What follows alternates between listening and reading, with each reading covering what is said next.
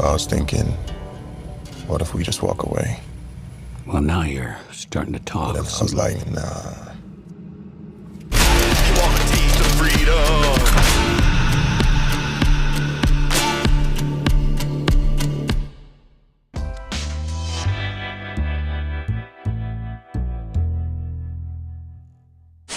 Jeremy, good to see you again. How are you? I'm great. How you doing? I'm good. Aaron, nice to meet you, man. Nice to meet you, son. Jeremy, I love your films because there's a complexity here. We too often in the action movies we see there's the villain, there's the good guy. Mm-hmm. There's something deeper here, and this was the same in Blue Ruin. There's the same in Green Room. What was it with this story that you wanted to tell? I mean, it started off with a simple idea, and I let the research and the narrative path it sort of leads me on create that complexity. It's very organic. And, you know, Aaron's character, Terry Richmond, just sort of batted around, not just like in an action sense, but like the bureaucratic, the stifling nature of institutions and this and that. You know, watching him get squeezed from that sort of legal institutional level was treated as action, as sort of a set pieces. But I just wanted to channel energy I had at the time and just give a certain thrust to a new kind of film for me, which certainly harkens back to a lot of these 80s and 90s action films that I loved, but just to stay true to sort of my filmmaking process, which is to humanize every character, whether you're rooting for them or not. And in that, I think creates, you know, when there's real humans on screen, there's real tension, real drama. And so the action elements and the more aggressive, you know, narrative scenarios, I think are just infused with just much more passion, and that just feeds right back into the audience. I agree. That's 100%. Aaron, this is a fantastic performance. What did Jeremy give you, and how much did you take? What kind of research did you do? And obviously, there's a lot out there right now. Yeah, thank you. I appreciate you. I mean, I've said this numerous times, and I'll continue to say it because it's the truth. I'm deeply grateful to Jeremy. I think in my journey, I've been very fortunate to work with a number of writer-directors. And I think that provides a tremendous amount of, as an actor, a tremendous amount of safety and comfort. And, you know, Jeremy is the epitome of, you know, providing that safety and that comfort in regards to your understanding of the nuances of this particular character and this particular script. He is one of the most meticulous individuals I've met in my life, and it is a blessing to be around that. It is a tremendous blessing to be around that at any time, but especially when you're working on a film that is as layered and nuanced as this. So how that manifests itself is if you hit a bum note in a scene, Jeremy's gonna let you know, and he's gonna let you know exactly why it was a bum note and exactly how to avoid it again. Sometimes that means that we'll only need to do 2 takes of something, but sometimes we'll need to do 7 or 9. But what you know is that you'll get, when you do get it, when we say, okay, that's a wrap on that scene, you have this comfort that you can set it free because Jeremy would not have moved on otherwise. So I'm deeply grateful to him for his brilliance, man. It was great to collaborate with him. Well, I agree. And Jeremy, you are also, this is a beautiful film. Can you talk about working with a cinematographer? Dude, not everyone can do this. Write a great script and also create a beautiful image. Mm-hmm. And I outsourced that, man. Now I'm done being a DP, and I found this amazing guy, David Gallego. We sort of lured him in from Colombia, but I certainly think visually.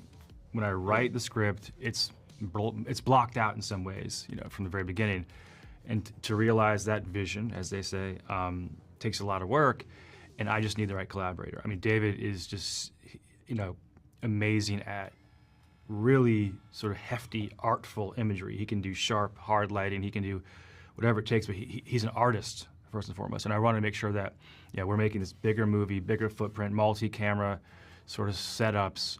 And I wanted the aesthetic of a single camera, artist who is presiding over all the visuals. And we just have a few meetings. It's much like casting the lead, He's very effusive with praise, but really on set, could you even understand what I was saying? No. I'm just so overwhelmed. But when you cast the right actor, he's the caretaker of his character. And David was the caretaker of our visual story, and I was just watching them do magic.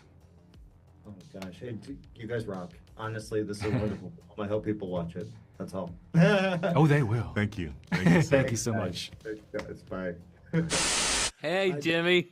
How are you, dude? I gotta say, dude, you've been a childhood hero of mine since I wore the jacket. I wore the white blazer. Of course you did. Of course you did. You know what's up. What?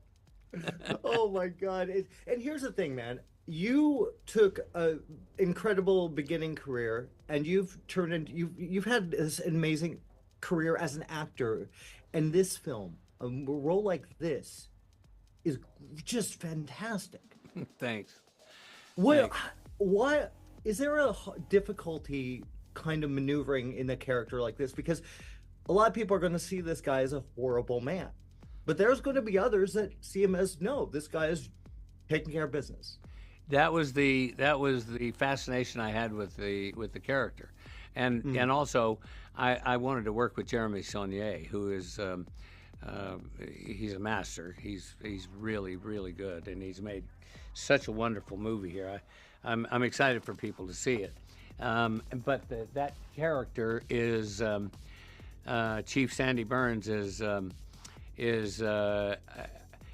one of my favorite characters that I played, is that because you think you're going to get one thing, and then we just very deftly we take you and organize you to show you a different thing that you don't see coming, and that's what I loved about playing the part. Well, I think what you say, Jeremy is such a gifted filmmaker in the sense he doesn't paint a black or white picture. It's very detailed. There's complexity here. Yeah. Oh yeah. Yeah. He's the cinematographer, and I'm drawing a blank on his name right now. But he and Jeremy worked very well together in terms of getting the essence of the scene and the way he shot it with anamorphic lenses and stuff like that, and in 70 mil, or Super 135, the raw stock I think is Super 135. But the way that Jeremy organized everything to fill the frame on all sides, in depth and in feel, is hard to do and really hard to light, especially with skin tones, and it just looks amazing. I mean, they did such a great job on it. Well, it's tough to find a director who can create those kinds of images, yet also have a script that actually really feels like something special. Yeah, and I think that's his movies in general. Yeah. All of his movies are similar in that they all play around in this neighborhood of revenge and corruption and violence and stuff like that. And I love that area. I love that whole area. I like to play it. I think we see a little too much of it, the corruption part and the violence part. No, he's a wickedly talented filmmaker. How much, when you take a part like this, how much do you go into the research? Do you especially because you're creating a guy, but do you look at the news? Do you watch videos? How do you approach it? Well, I know a lot about these guys in the first place because it's not, Southern sheriffs are, we all know them from throughout our movie-going careers, from Rod Steiger in the Heat of the Night to, I'm trying to think of another good one, but Rod will have to help us through here.